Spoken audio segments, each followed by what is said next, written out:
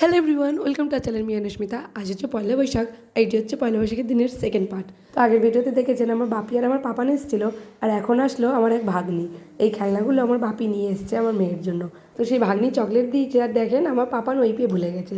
জানেন তো, ওই ছেলেটা কিচ্ছু খেলো না, শুধু একটু চকলেট আর কোল্ড ড্রিঙ্কস ছাড়া। তো এরই মধ্যে আমার মেয়েও উঠে পড়েছে, আর সবার খাওয়া দাওয়া হয়ে গেছে। এখন আমি বসেছি। তো আজকের রেসিপি হলো পোলাও আর চিকেন কষা। আমি বাড়িতে রান্না করেছি, আর ওর দিদিভাই এর মধ্যে বাড়িও চলে গেছে। এরই মাঝখানের অনেকগুলো ভিডিও আমার ডিলিট হয়ে গেছে, কী করে জানি না।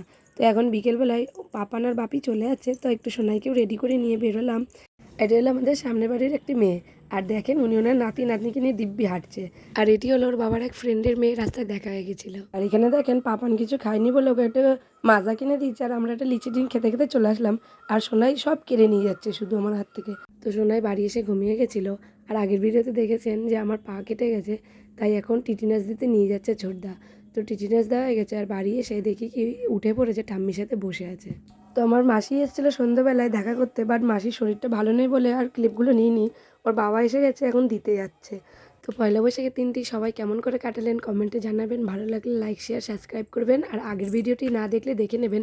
আর দেখা হচ্ছে নতুন একটি ভিডিওতে।